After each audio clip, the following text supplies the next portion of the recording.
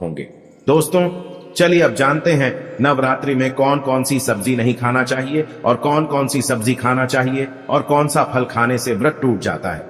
आइए जानते हैं नवरात्रि में क्या खाएं और क्या नहीं खाएं और क्या पीना चाहिए और कौन सा फल खाना विशेष और शुभकारी माना गया है। आज हम आपको विस्तार से बताएंगे, लेकिन आगे बढ़ने से पहले कमेंट बॉक्स में अपनी राशि जरूर डाल दीजिएगा। यदि हमारे पास आपकी राशि के अनुसार कोई उपाय होगा तो वह आकर हम आपके कमेंट के रिप्लाई में बता देंगे, ताकि आपको राशि के अनुसार फल प्राप्त हो। राशि के अनुसार किया गया कार्य बहुत ही शुभ माना जाता है। मैया वैष्णो रानी बहुत प्रसन्न होती है। कमेंट में लिखें, माता रानी आपका स्वागत है हमारे घर में, जय माता रानी। एक लाइक जरूर करें, वैष्णो रानी के लिए एक लाइक तो बनता है। दोस्तों शास्त्रों के अनुसार बताए गए व्रत चाहे किसी भी प्रकार के क्यों ना हो, उनसे जुड़े पालनों का नियम करना अति आवश्यक माना जाता है, क्योंकि जो मन के मुताबिक किया जाए वह संघर्ष नहीं कहलाता। कहा जाता है कि मनोकामना को पूर्ण करने के लिए थोड़ा सा संघर्ष यानी कि तपस्या तो करनी ही पड़ती है। इसीलिए ऐसी मान्यता है कि व्रत को पूर्ण विधि विधान से किया जाना चाहिए, तब आपको व्रत का पूर्ण लाभ फल प्राप्त होता है। अति उत्तम और शीघ्र दीर्घायु वरदान प्राप्त होता है। आपकी सभी मनोकामनाएं शीघ्र मैया रानी पूर्ण करती है। ऐसे व्यक्ति को मरने के बाद माता रानी के चरणों में स्थान मिलता है। वह सदैव मां की सेवा करता है। ऐसा भक्त स्वर्ग लोक में जाता है। इसीलिए हर शास्त्र यही कहता है कि सच्चे दिल से अगर आपके मन में ईश्वर के प्रति श्रद्धा हो तो बिन पूजा पाठ के ही सारा फल मिल जाता है। और अगर मन में ईश्वर के प्रति शंका हो तो उस मनुष्य को कई जन्मों तक सुख नहीं मिलता, वह नरक में ही भटकता रहता है। भागवत गीता में भगवान श्री कृष्ण ने स्वयं कहा था, जो मनुष्य सच्चे हृदय से ईश्वर को पुकारता है तो उसका नाता उस शक्ति से जुड़ जाता है जिसे आपने सच्चे हृदय से पुकारा था। इसलिए भगवान भी कहते हैं कि सच्चे हृदय से ही ईश्वर को पुकारो तो वह आपकी हर मनोकामनाओं को पूर्ण करते हैं। दोस्तों कई लोग ऐसे हैं जो भगवान के सामने घंटों पूजा पाठ करते हैं तथा रोते हैं, फिर भी भगवान उनकी कभी नहीं सुनता। दरअसल जब आप सच्चे मन से ईश्वर को पुकारते ही नहीं है तो भला वो आपकी पुकार कैसे सुनेंगे। दोस्तों ये तो थी वो बातें जो भक्त और भगवान के बीच की हैं। अब हम जानते हैं नवरात्रों के दौरान क्या नहीं खाना चाहिए और क्या नहीं पीना चाहिए और कौन सा फल खाने से व्रत संपूर्ण और सफल हो जाता है। दोस्तों हमारे चैनल को सब्सक्राइब जरूर करें और इस बेल आइकन को दबाना ना भूलें। तो आइए शुरू करते हैं। दोस्तों चाहे मर जाना भूल कर भी नवरात्रि के दिनों में पानी पूरी कभी मत खाना, क्योंकि इस दिन कभी कभी बीच में शुक्रवार पड़ जाता है और शुक्रवार को मां संतोषी का बार कहा जाता है। माता संतोषी खट्टी चीज खाने वाले व्यक्ति से हमेशा क्रोधित रहती है, नाराज रहती है, क्योंकि नवरात्रों में माता संतोषी जागृत अवस्था में हो जाती है। माता संतोषी की शक्ति नवरात्रों में कई करोड़ गुना बढ़ जाती है। नवरात्रों में जब शुक्रवार पड़ जाए तो इमली नहीं खाना चाहिए। माता संतोषी रुष्ट हो सकती है, आपको दंड दे सकती हैं। नींबू नहीं खाना चाहिए। वैसे तो नवरात्रि के व्रत में नींबू खा लेना चाहिए, पर अगर शुक्रवार हो तो माता संतोषी के क्रोध से बचने के लिए नींबू नहीं खाना है। इस दिन नींबू का त्याग करना चाहिए। दोस्तों पानी पूरी क्यों नहीं खाना चाहिए? क्योंकि उसमें लहसुन प्याज होता है और खट्टा भी होता है, जो व्रत को भंग कर सकता है, पाप लग सकता है। ध्यान पूर्वक अगर आप शुक्रवार को खट्टा नहीं खाते हैं तो माता संतोषी आपको धन धान्य से माला माल कर देती है, आपके घर में अपना वास बना लेती है। बस शुक्रवार के दिन नवरात्रों के दिनों में इस चीज का त्याग करना चाहिए, पालन करना चाहिए। नवरात्रों में लहसुन प्याज और खट्टा, फिर चाहे आपने व्रत भी नहीं रखा है फिर भी आपको शुक्रवार के दिन या अन्य दिनों में लहसुन प्याज नहीं खाना चाहिए। लेकिन हाँ पानी पूरी आप खा सकते हैं, वो भी जब नवरात्रि समाप्त हो जाए। दोस्तों नवरात्रि के दिन सेब जरूर खाना चाहिए। शास्त्रों में बताया जाता है कि भगवान के भोग में सेब आदि जरूर अर्पित किया जाता है। अगर आपका व्रत है तो आपको सेब जरूर खाना चाहिए। केला, पपीता, तरबूज और मीठे अंगूर जरूर खाना चाहिए। इन फलों से व्रतधारी को शक्ति मिलती है और व्रत संपूर्ण हो जाता है। शास्त्रों में बताया जाता है कि नवरात्रों के दिनों में सीताफल जरूर खाना चाहिए। सीताफल खाने से 20 ऐसी बीमारियां हैं जो खत्म हो जाती हैं, माना जाता है। नवरात्रों के दिनों में सीताफल का घर में प्रवेश होना बड़ा ही शुभ माना गया है। सीताफल खाने से नवरात्रि का व्रत सफल हो जाता है, क्योंकि इसमें माता सीता का आशीर्वाद मिला हुआ होता है। माना जाता है भगवान राम के वनवास के दौर में माता सीता ने यही फल खाया था। नवरात्रि के दौरान इसे जो भी खाता है उसे दुखों का सामना नहीं करना पड़ता। सीताफल आपको जरूर खाना चाहिए। माता सीता प्रसन्न होती हैं और आशीर्वाद देती है। दोस्तों, नवरात्रों में तेल की तली हुई हरी मिर्च खा सकते हैं, लेकिन कम मात्रा में खाना है। व्रत के दौरान ज्यादा तीखा नहीं खाना चाहिए। व्रत में तीखा खाने से व्रतधारी की जो पेट की आंतें होती हैं उसमें जख्म हो सकते हैं। क्योंकि इस दौरान हम व्रत का पालन करते हैं तो हमारे पेट में कुछ नहीं होता, इसीलिए हल्का खाना खाना सर्वोप्रिय और उत्तम माना जाता है। व्रतधारी को रसीले आलू अवश्य खाना चाहिए। इससे हमारे शरीर में ऊर्जा की भरपूर जरूरत जो होती है पूरी हो जाती है। आप आलू का पानी पी सकते हैं। रसीले आलू जरूर खाना चाहिए। दोस्तों, नवरात्रों में भिंडी की सब्जी जरूर खाना चाहिए। भिंडी में कई ऐसे पोषक तत्व होते हैं जो हमारी हड्डियों को मजबूत बनाते हैं तथा नवरात्रों में बैगन की सब्जी जरूर खाना चाहिए। लेकिन याद रहे, जब नवरात्रों में सोमवार पड़ जाए तो बैगन की सब्जी मत खाना, पाप लगेगा। नवरात्रों में सब्जी में हरा धनिया जरूर डालना चाहिए। हरे धनिये से भी व्रतधारी को पोषक तत्व मिलते हैं। नवरात्रों में हरा धनिया अवश्य खाएं। इससे जो शुगर लेवल होगा वह कम हो जाएगा। नवरात्रों में रिफाइंड का तेल और सरसों का तेल भूलकर भी व्रत के दौरान नहीं खाना चाहिए। मूंगफली का तेल और देसी घी और गोले का तेल खाना अच्छा माना जाता है। दोस्तों, नवरात्रों में व्रतधारी को डब्बा बंद लस्सी, डब्बा बंद जूस नहीं पीना चाहिए। उसमें कई केमिकल मिले होते हैं जिसके कारण आपका व्रत टूट सकता है। जब भी आप फलों का जूस पिएं तो याद रखें उसमें नमक ना डालें, नहीं तो व्रत टूट जाएगा। साथ ही साथ जूस में बर्फ भी नहीं डालना चाहिए। फलों का सादा जूस पीने से व्रत सफल होता है। दोस्तों, नवरात्रि के दौरान सिंघाड़े का आटा या कुट्टू का आटा खाने से पहले यह देख लें कि आटा पुराना नहीं होना चाहिए, क्योंकि पुराने आटे में कीड़े वगैरह पड़ जाते हैं जिसके कारण आपका व्रत टूट सकता है। क्योंकि ये छोटे छोटे कीड़े हमें दिखाई नहीं देते और आपके मुंह तक पहुंच जाते हैं।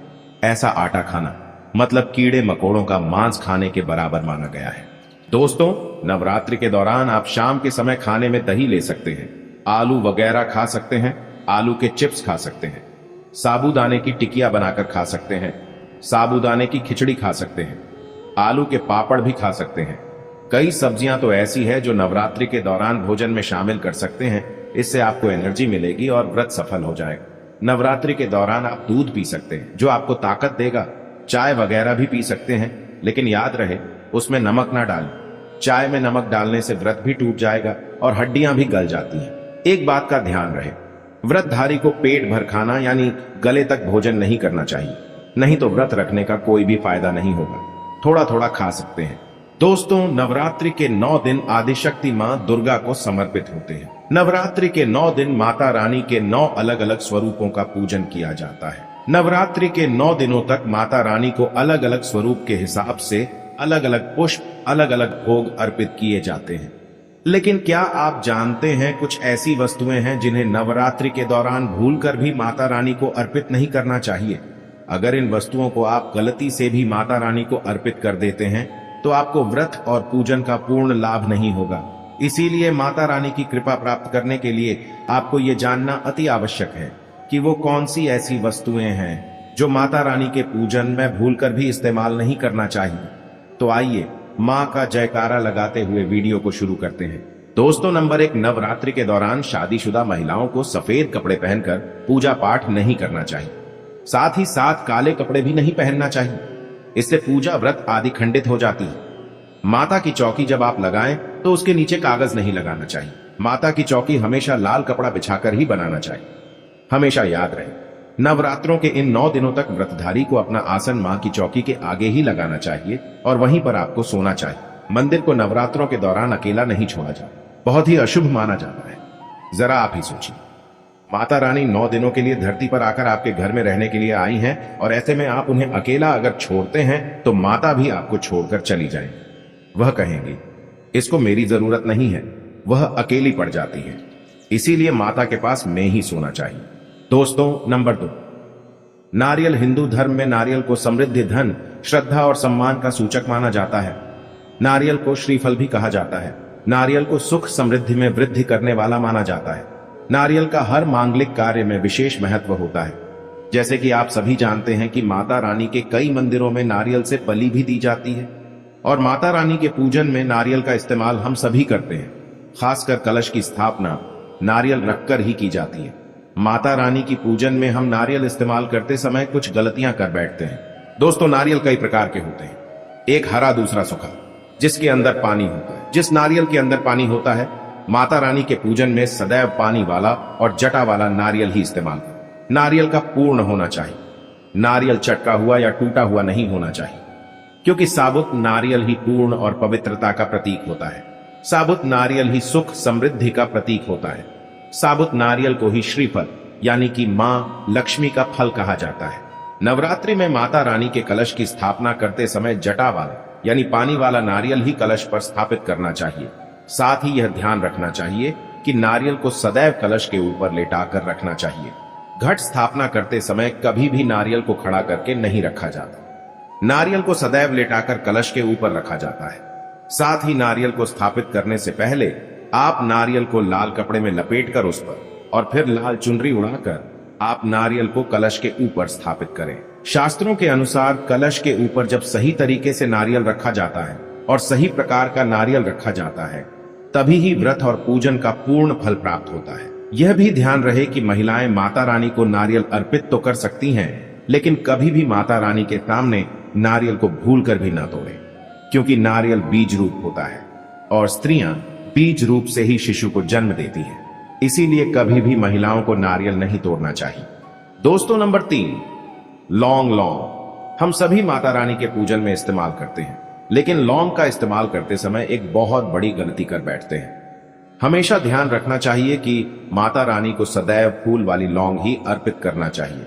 जिस लौंग के ऊपर फूल नहीं होता या फिर जिस लौंग के पीछे लकड़ी की डंडी नहीं होती, उसको आप माता रानी के पूजन में भूलकर भी इस्तेमाल ना करें। फूल वाले लौंगों को ही पूर्ण माना जाता है और माता रानी की पूजन में कोई भी अपूर्ण वस्तु, कोई भी खराब वस्तु या टूटे हुए अक्षत इस्तेमाल नहीं करना चाहिए। इसीलिए सदैव माता रानी की पूजन में फूल वाली लौंग का ही इस्तेमाल करें। दोस्तों, नंबर 4, तुलसी के पत्ते अर्पित नहीं करने चाहिए। मां दुर्गा के पूजन में तुलसी पत्र का इस्तेमाल करना वर्जित माना जाता है। तुलसी पत्र के अलावा आंवला भी माता रानी को अर्पित नहीं करना चाहिए और दुर्बा भी माता रानी को अर्पित नहीं करना चाहिए। दुर्बा भगवान श्री गणेश को अति प्रिय है। नवरात्रि में आप भगवान गणेश को दुर्बा अर्पित कर सकते हैं। भगवान विष्णु जी को तुलसी के पत्ते अवश्य अर्पित कर सकते हैं, लेकिन माता रानी को भूल कर भी तुलसी के पत्ते या दुर्बा अर्पित ना करें। माता रानी को सफेद फूल भी अर्पित ना करें। माता रानी को सदैव लाल रंग के फूल अर्पित करने चाहिए। लाल रंग के फूल माता रानी को अति प्रिय है। खासकर माता को गुड़हल और कमल के फूल अति प्रिय हैं। शास्त्रों में बताया जाता है कि घर में माता रानी की 2 या 3 मूर्तियां या फोटो नहीं होने चाहिए। इस बात का भी आप विशेष ध्यान रखें कि माता रानी के पूजन में कोई भी खंडित चीज इस्तेमाल ना करें, जैसे कि चटका हुआ या टूटा हुआ दीपक या फिर चटका हुआ कोई बर्तन। साथ ही ये भी ध्यान रहे कि लोहे की और प्लास्टिक के बर्तन आप माता रानी के पूजन में इस्तेमाल ना करें, क्योंकि प्लास्टिक के चाइनीज बर्तन हड्डियों के पाउडर से मिलकर बनते हैं। ऐसा ना करें। ऐसे बर्तनों को माता रानी के पूजन से सदैव दूर रखें। माता रानी को जो पुष्प अर्पित कर रहे हैं, उन्हें सूंघे नहीं सूंघे हुए फूल या गिरे हुए फूल या फिर मुरझाए हुए फूल माता को अर्पित ना करें। दोस्तों, कमेंट बॉक्स में लिखें जय माता दी। जानकारी पसंद आए तो एक लाइक तो बनता है। आपका एक लाइक हमारे लिए बहुत ही कीमती है। मैया रानी के लिए एक लाइक तो बनता ही है। अगर आपको भगवान से जुड़े बातें और जानना है तो इस चैनल को सब्सक्राइब करें। फिर आप इस चैनल पर भी जाकर देख सकते हैं, बहुत सी वीडियो हमने बनाई है और जिन पर आपको बहुत अच्छी अच्छी ज्ञान की बातें पता लग जाएंगे। तो एक बार हमारे चैनल पर भी आप जरूर देखें। और आपको अगर हमसे कुछ पूछना है तो आप हमें कमेंट करके पूछ सकते हो।